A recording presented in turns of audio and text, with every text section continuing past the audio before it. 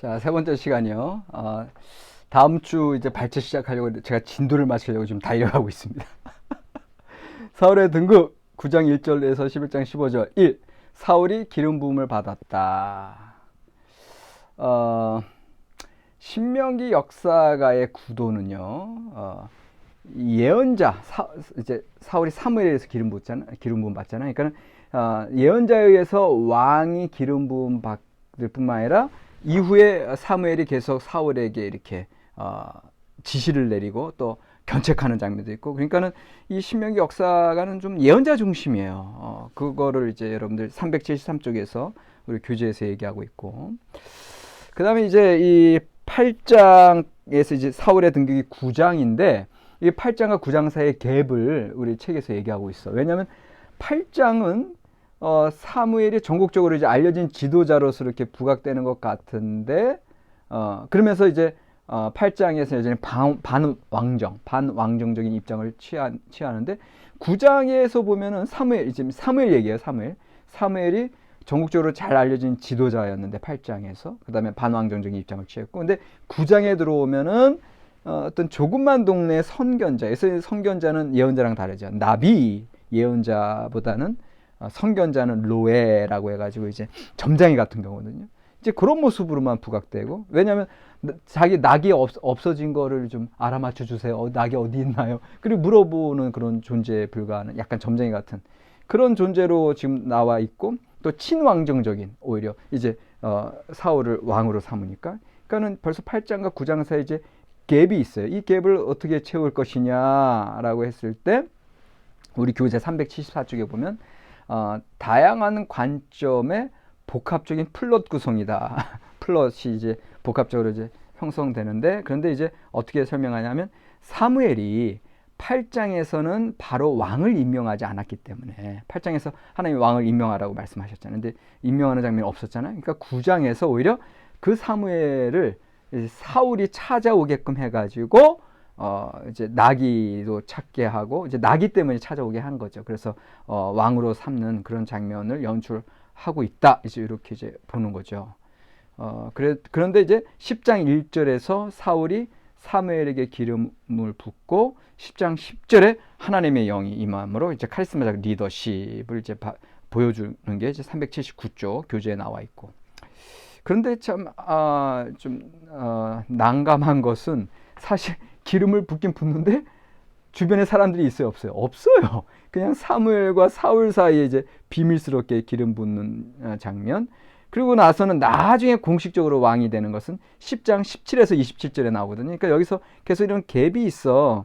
이런 갭을 어떻게 우리가 해결해 할 것이냐라고 했을 때, 첫 번째로 역사비평적으로, 옛날 역사비평학자들은 그냥 여러 자료들이 연합돼 가지고 이렇게 모순 충돌이 있어 보인다, 이제 이런 식으로 설명하고 넘어가거든요. 근데 이제 그거는 우리에게 설명이 안 되고, 이제 문학 비평적으로 지금의 본문의 형태에 있는 그대로 우리는 받아들여야 되거든요.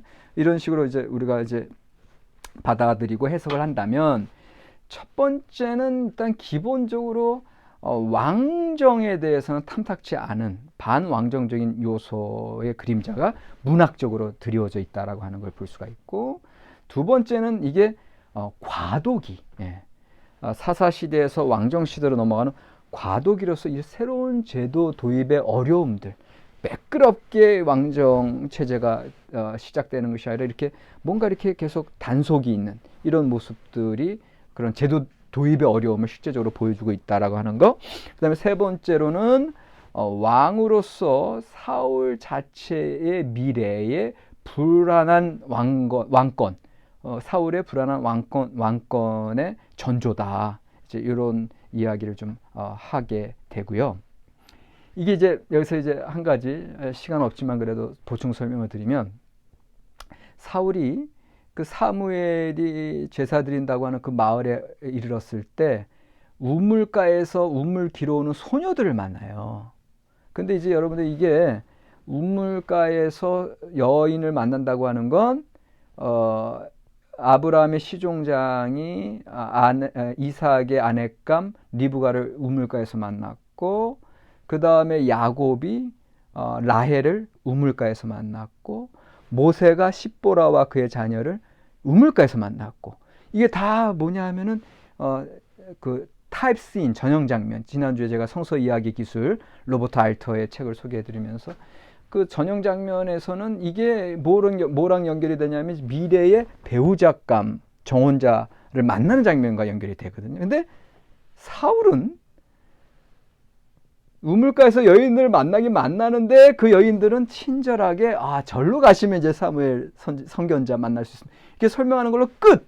예. 그러니까 이게 뭐냐 하면은 이런 장면을 봤을 때 당시에 이제 그 이야기를 듣는 사람들, 이 당시에 이 관습에, 이 문학적인 관습에 친숙한 사람들은 사울이 이제 장래 배우자를 만나나 보다 이렇게 봤는데 그런 일은 일어나지를 않아. 예. 그러니까 이게 무슨 소리냐 하면은 뭔가 문학적인 관습의 이탈, 변형 자체가 사울의 삶 자체도 매끄럽게 가다가 좀 뭔가 다른 엉뚱한 그런 이야기들이 펼쳐질 것에 대한 그런 불길한 전조를 문학적으로 주는 거예요. 예. 이제 이런 걸 이제 이야기 비평. 그러니까 분명히 지금 사울이 이제 왕으로 되는 장면에 있어서는 여러 가지 요소에 있어서 그런 안 좋은 그림자를 우리가 충분히 지금 보고 있는 거죠. 자, 그러면서 쭉 그럼에도 불구하고 이제 사울이 왕으로 뽑히는 게 이제 10장 17절에서 27절에 미스바 총회에서 뽑히는 거 이제 보는데 거기도 그 장면에서도 그 장면에서 10장 27절에 보면은 여전히 탐탁지 않게 여기는 부류들이 이제 있죠. 어떻게 얘기하냐면 어떤 불량배는 이르되, 여기서 불량배도 브네이 벨리야알이에요. 그 몹쓸 놈들. 어떤 불량배들이 이르되 이 사람이 어떻게 우리를 구원하겠느냐 하고 멸시하여 예물을 바치지 아니하였으나 그는 잠잠하였더라. 그러니까 초기에 이 사울의 어떤 겸손한 모습이 나타나고 그럼에도 불구하고 여전히 온전한 승인을 얻지 못하는 그러한 모습을 이제 여기서 노출하고 있고요. 그렇지만 11장으로 넘어가면 사울이 암몬족을 물리치죠. 전형적으로 여호와의 영이 임해서 카리스마적 리더십의 발현으로 11장 6절 사사시대처럼 군사들을 모으고 암몬족을 물리치고 물리치고 난 이후에 비로소 전 백성의 승인으로 왕이 되는 게 이제 11장 15절에 나타나고 있죠. 그러니까는 여기서 여러분들 기억하셔야 될 건 뭐냐면 지금 사울 같은 경우는 그 왕으로 완전히 이제 기름을 부음을 받았지만 왕으로 완전히 백성들의 승인을 완벽하게 받는 건 그 카리스마적 리더십의 발현, 여호와 영이 임하고 그 다음에 지파 그 백성들을 모아서 나가서 적군을 물리치고 났을 때 비로소 왕으로 이제 나타나잖아요. 이게 무슨 얘기냐 하면은 기존의 사사 시대의 전통이 여전히 들어와 있는 거예요. 그 카리스마적 리더십. 근데 이 카리스마적 리더십이 여러분들 꾸준해요, 꾸준하지 않아요.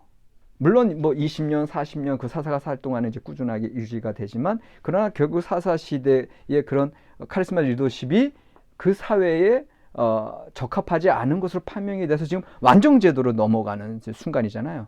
그러니까는 이 소리는 뭐냐면 사울 자체가 이 중간 이 가도기적 인물로 사사도 아니면서 그렇다고 왕도 아니면서 무슨 소리인지 알겠죠? 그러니까는 사울은 이 뭔가 이 시작부터 좀 약간 불안정적인 요소고 어떻게 보면 비극으로 치달을 수밖에 없는 주인공이 되는 거예요. 왜냐하면 여러분들 왕이라고 하는 건 그냥 그 왕권, 제도적 리더십이죠. 카리스마적 리더십에서 제도적 리더십으로 와서 그냥 왕으로서 이렇게 제도권 하에서 그렇게 주권을 누리고 그렇게 왕정 통치를 하면 되는데 그럼에도 불구하고 지금 사울은 그게 아니라 여전히 계속 카리스마적 리더십을 보여줘야 되는 입장인 거예요.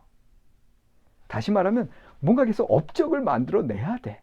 사람들에게 야 내가 이렇게 승리했어, 내가 이렇게 패배시켰어, 이거 계속 보여줘야 돼. 무슨 소리인지 알겠죠? 그러니까 사울은 그만큼 스트레스풀 그래서 그 카리스마의 영웅적인 그런 업적들을 보여줘야 되는 스트레스 속에서 산 게 사울이에요. 그걸 제가 얘기하고 싶은 거예요. 다시 말하면 자 이제 사울의 이제 어떤 그 실패의 장면이 이제 나오는데, 여기 사무엘의 고별사가 12장에 나오고 그 다음에가 이제 사울의 배척 장면이 나오는데, 사울의 배척 장면과 연관이 되는 거예요. 예. 사울이 왜 그렇게 배척받을 수밖에 없었나? 물론 불순종, 어떤 그런 모습도 있지만 그 배경에는 여전히 과도기적 인물로서의 그런 불완전한 요소들, 뭔가 계속 인간적으로 뭔가를 할 수밖에, 드러내야지만 자기의 리더십이 보장되는, 얼마나 스트레스를 많이 받았겠어요. 그게 이제 사울이다. 요거를 여러분들 이제 배경적인 설명으로 기억하고 계시면 되겠고요. 자, 사무엘의 고별사가 12장 1절에서 25절. 이것도 여러분들 교재에서는요, 392쪽에서 393쪽에 보면 사무엘의 고별사 자체가 친왕정 또 반왕정, 내지는 시내산 언약, 시온산 언약 동시에 나타나는 것으로 보면서 학자들의 여러 가지 견해들을 이제 얘기해요. 그래서 친왕정적인 하나님의 은혜 또는 반왕정적인 왕조의 멸망을 얘기한다, 그런 예견하는 것으로 본다, 그렇게 이야기하고 있는데, 근데 저는 그런 평가들, 그런 견해들보다 이 본문을 가만히 읽어봤더니, 1절로 이제 25절로 쫙 읽어봤더니 본문 전개 자체가 분명히 이것도 사무엘의 고별사이기 때문에 신명기 역사가의 사상이 들어가 있어요. 그래서 이제 시간이 없어서 이거는 다 이제 읽어보지 못하겠는데, 여기에 가만히 보면은 쭉 지금 신명기 역사가의 사상이 이제 반영되는 부분들, 그런 부분들만 좀 읽어볼게요. 지금 12장, 자 여기 보시면 이제 예를 들면 12장 14, 15절, 12장 14, 15절을 볼까요? 너희가 만일 여호와를 경외하여 그를 섬기며 그의 목소리를 듣고 여호와의 명령을 거역하지 아니하며 또 너희와 너희를 다스리는 왕이 너희 하나님 여호와를 따르면 좋겠지만은, 너희가 만일 여호와의 목소리를 듣지 아니하고 여호와의 명령을 거역하며 여호와의 손이 너희의 조상들을 치신 것 같이 너희를 치실 것이라. 뭐죠? 네, 신명기의 모세의 말씀, 그 다음에 인간보적인, 그러니까 신명기 사가적인 사상이 여기 들어와 있고, 그 다음에 이제 쭉 보면서 너희는 가만히 서서 여호와의 큰 일을 봐라, 쭉쭉쭉 얘기, 백성의 회개 같은 거 얘기하면서 사무엘의 교훈이 또 20절 21절에 사무엘이 백성에게 이르되 두려워하지 말라, 너희가 가연 이 모든 악을 행하였으나 여호와를 따르는 데서 돌아서지 말고 오직 너희의 마음을 다하여 여호와를 섬기라. 돌아서서 유익하게 못하며 구원하지도 못하는 헛된 것을 따르지 말라. 그들은 헛되니라. 결국 이것도 이제 신명기 6장 4절. 너희는 마음을 다하고 뜻을 다하고 힘을 다하여 여호와를 사랑하라. 그 다음에 우상 숭배하지 말라. 여전히 신명기 사가적인 그런 정신이 들어가 있죠. 그런데 22절, 제가 이제 아주 집중해서 보는 22절. 여호와께서는 너희를 자기 백성으로 삼으신 것을 기뻐하셨으므로 여호와께서는 그의 크신 이름을 위해서라도 자기 백성을 버리지 아니하실 것이요. 저는 이 사무엘의 고별사 가운데 22절이 가장 핵심적인 메시지로 저한테 다가와요. 왜? 신학적으로 왜? 이게 단지 신앙적으로 다가올 뿐만 아니라 자기 백성, 계약사상. 그러니까 이게 헤세드예요. 계약에 충실한 하나님. 여러분들 지금 이 사무엘서까지 오게 된 그 배경을 보세요. 사사시대 말기를 통과하고 지금 또 여전히 언약궤 다 뺏기고 이제 계속 그 인간왕 구하고 그런 인간들인데도 불구하고 뭐 때문에? 하나님의 약속, 조상들에게 아브라함 시대부터 주신 약속, 또 모세 시대 때 일어난 그 계약식, 거기에 충실하신 분이 하나님이세요. 여러분들 하나님 이해를 좀 제대로 하시라니까요. 이 구약에서 이런 복음이 들어와 있어요. 22절 전반절에 여호와께서는 너희를 자기 백성으로 삼으신 것을 기뻐하셨으므로. 여러분들 벌써 얘기 끝난 거 아닙니까? 우리 심판의 하나님만 알고 구약의 하나님, 율법주의적인 일방적인 뭐 그런 폭군 하나님으로만 이게 알고 계시지 않았습니까? 근데 오히려 하나님은 이스라엘 이 패역하고 목이 곧은 이들 하나님 속속에는 있는 백성들을 그냥 당신 백성으로 삼으신 걸 기뻐하신다니까요. 이런 복음이 어디 있어요? 이거 구약 성경에 이렇게 나와요. 그리고 그의 크신 이름을 위해서라도 이스라엘이 암만 흠이 많고 죄악 덩어리라 하더라도 자기 백성을 버리지 아니하신다. 포기하지 않는 하나님의 사랑, 헤세드. 이게 지금 이제 하나님의 모습. 이게 이제 신명기 역사가가 이스라엘 역사 속에서 발견하고 고백하는 성서적인 하나님의 모습입니다. 그래서 하나님만을 바라보고 여호와를 경외하라고 하는 이 하나님의 말씀을 여러분들 지금 우리가 지금 이 사무엘의 이 고별사를 통해서 우리가 알게 되고요. 자, 사무엘의 배척으로 이제 사울의 배척으로 13장 1절에서 15장 35절 사울과 블레셋이 이제 이렇게 대전하는 장면. 이제 여기서는 이제 사울과 요나단의 대조가 되죠. 그래서 요나단이 오히려 지혜롭게 용맹스럽게 행하고 자꾸 사울은 헛발질하는. 그래서 사울보다는 요나단이 더 왕감으로서는 부각되는 게 404쪽에서 405쪽 우리 교재에서 얘기하고 있어요. 그런데 갑자기 이제 16장으로 넘어오면 다윗이 등장하죠. 예. 그러니까는 요나단 이렇게 사울은 뭐 쓸모없지만 이제 아들 요나단이 똘똘하네, 쓸만하네 이렇게 보고서는 요나단으로 이제 왕권이 넘어가나 했는데 갑자기 엉뚱한 다윗이라는 또 새로운 인물이 등장하는 것 자체가 이게 하나님의 역사 섭리 자체가 하나님의 또 뜻, 물론 아까 하나님 이해는 하나님 반응하시는 하나님, 근데 사실은 사울에게 반응을 하신 거죠, 하나님께서는. 예.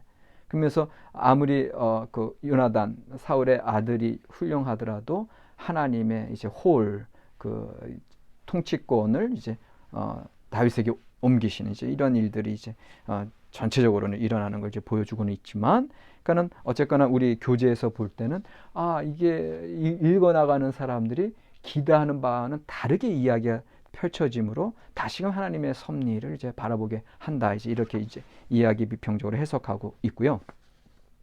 결국은 이제 사울 왕권의 거부가 이제 15장 1절에서 35절에 이제 나타나 있죠. 그래서 헤렘 규정을 이제 위반하는 거. 물론 이제 그 전에서는 또 그 13장에서 사울 이제 블레셋과 대전할 때 사무엘이 늦어지니까 대신해서 이제 번제를 수행하는 장면이 13장 8절에서 9절에 나타나고, 그러자 사무엘이 13장 10절에서 나타나서 사울의 왕위가 이제 옮겨질 거다.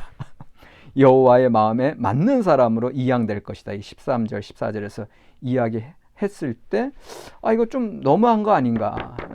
왜냐하면은 사무엘이 늦게 나타나놓고선 지금 전쟁은 위급한데, 그리고 지금 이스라엘 진영은 막 흩어지는데 빨리 번제를 드리고 이제 전쟁에 임해야 되는데, 그런 상황에서 사무엘이 결국은 사울이 번제 드리자마자 기다렸다는 듯이 나타나가지고 너 무슨 짓 한 거야 이제 그렇게 하는 것 자체는 사실은 상당히 아주 비호의적인, 사울에게 있어서는 그런 이 태도였는데, 너무 인간적이고, 어떻게 보면 사무엘이 인간적으로 사울을 싫어하기 때문에 이제 그런 모습으로도 우리가 충분히 설명을 할 수는 있지만, 사실 신명기사가의 입장에서 우리 교재 398쪽에 보면 사울이 전통적인 계약 정신에 충실했다면 그의 왕조가 지속될 수 있었으나 그렇지 않았기 때문에 왕권이 박탈될 수밖에 없었다고 하는 걸 이제 보여준다는 거죠. 이제 그렇게 이제 이야기가 되고요.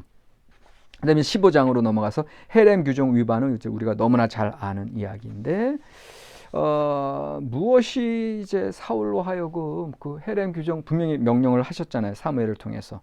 근데 왜 전쟁에서는 헤렘 규정을 따르지 못했는가? 이거를 이제 우리가 질문을 하는데, 셰럴 익섬 그 이야기 비평 여성 신학자는 사울은 24절에서 이게 분명한 지적이죠. 24절에 사울이 사무엘에게 이르되 내가 범죄하였나이다. 왜 이제 이렇게 하나님 말씀 따르지 않았냐 할 때 내가 범죄하였나이다. 내가 여호와의 명령과 당신의 말씀을 어긴 것은 뭐 때문에? 내가 백성을 두려워하여 그들의 말을 청종하였음이니이다. 그래서 이제 익섬이 정확하게 지적하죠. 하나님 말씀보다는 백성의 말을 들었고 그들을 두려워했기 때문에 이렇게. 그러니까 이게 아까도 얘기했듯이 엘리의 아들들이 하나님 말씀을 멸시했잖아. 하나님의 말씀을 두려워하고 지키기보다 멸시한 것과 같은 맥락에서 이 말씀에 대한 그들의 순종 여부고 하나님 앞에 경외 여부거든요. 하나님의 말씀 앞에. 그러니까 지금도 여호와의 명령과 당신의 말씀보다는 백성을 두려워한다. 자, 이 시점에서 바로 사울의 인간적인 모습. 왜? 아까 제가 얘기했죠. 사울이 카리스마적 리더십과 제도적 리더십 중간 가도기에서 계속 뭔가를 보여줘야 되는 그런 스트레스풀한 그런 삶이 바로 여기랑 연결되는 거예요. 그러니까 사울 자체가 이 전쟁에 있어서도 결국은 계속 내가 이겼지. 그다음에 사울 백성들이 막 찬양하고 이제 이게 좀 좋은 거는 이제 나중에 하나님께 바치죠. 좋은 거는 뭐 왕이 취하시죠. 그래 껄껄껄 하면서 좀 인간적인 그런 모습. 이게 모든 인간에게 있을 수밖에 없는데 그러나 여기서 사울이 관과하고 있는 거, 사울이 오판하고 있는 건 여전히 하나님의 말씀대로 백성들의 무슨 소리에도 불구하고 하나님의 말씀에 온전히 따라야 되는. 왜? 그게 자기 왕이 된 조건이었고 그것이 자기 왕권의 존속 여부가 달려있는데 그거를 간과하고 있다고 하는 거. 결국은 사울의 경우에는 하나님을 두려워하는 모습보다 백성을 더 두려워했다고 하는 거. 야훼 경외를 진정으로 살지 못했다고 하는 거. 그래서 이 장면은 너무나 이제 안타깝지 않습니까? 사울이 회개를 해요. 금방. 제가 잘못했습니다 하고 회개하는데도 사무엘은 끝내 그를 뿌리치죠. 어떻게? 옷깃이 찢어지기까지 뿌리치는 장면. 그러니까 불쌍한 사울과 매정한 사무엘. 이제 이런 모습을 보면서 참 어떻게 보면 신명기 사가가 사울에 대해서 너무 그렇게 안 좋은 그러한 이미지로 이제 그리고 있는 모습도 있을 수 있지 않나. 그러니까는 그래서 해석자들 가운데서는 우리 책에서도 나오지만은 너무 오히려 사무엘이 너무했다. 그리고 사울이 불쌍하다. 이런 식으로 이제 해석하는 경우도 이제 있는데, 근데 이제 여러분들 생각은 이제 어떠신가? 이게 이제 오늘의 과제가 되겠습니다. 그래서 여러분들 오늘의 과제. 사울도 회개했고요. 이 장면에서. 그 다음에 다윗도 회개하죠. 바세바 범한 다음에 다윗도 회개하죠. 그런데 다윗이 회개하자마자 하나님께서 나단을 통해서 용서하시고 오히려 다윗은 그렇게 쭉 다윗 왕조의 역사를 펼쳐가시면서 여기서는 사울도 회개하는데 사울은 더군다나 더 막 처절하게 회개하고 그러는데도 불구하고 사무엘은 그걸 안 받아주죠. 자, 두 개를 비교해 보세요. 그래서 너무 사울에게는 정말 안 좋은 점수를 주고 있고 신명기 사가들이 다윗에게는 너무 좋은 점수 주고 있는 거 아닙니까? 그렇게 여러분들 숙제를 하셔도 되고 아니면 이런 이유 때문에 하나님께서 다윗을 받아주신 거 아닙니까? 그러니까는 그 두 개. 사울의 회개는 안 받아주시고 왜 다윗의 회개는 받아주셨는가? 이거를 비교해 보셔도 재미있는 작업이 될 것 같습니다. 자, 그래서 오늘 이제 결론을 좀 내리면 그 신정 체제에서 왕정 체제로 이렇게 넘어오는 장면을 이제 우리가 이제 봤고요. 거기에서 활동하고 있는 이제 사무엘과 사울에 대해서 이제 우리가 보면서 그 속에서 하나님의 어떤 섭리도 우리가 읽으려고 하나님의 이해, 하나님께서 어떻게 인간의 역사를 지금 이어가시는지, 인간들과 어떻게 반응하고 어떻게 상호작용하면서 역사가 꾸려가는지 여기에 대해서 이제 오늘 좀 살펴봤고요.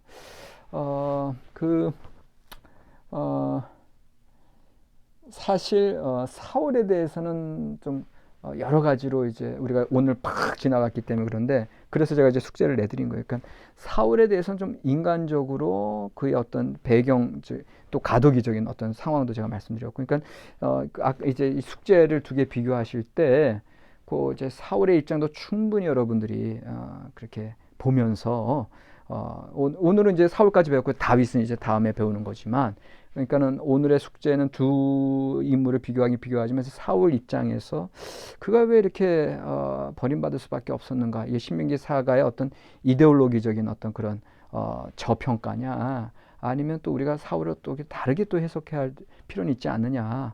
이제 그러면서 하나님과의 관계성에서 두 인물의 차이점이 무엇인지 이런 것들을 좀 한번 끄집어내시면 좋을 것 같습니다. 자, 여기까지 오늘 진도는 마쳤고요. 이제 다음 주에 이제 여러분들 화면으로 이렇게 뵙도록 하겠습니다. 수고하셨습니다.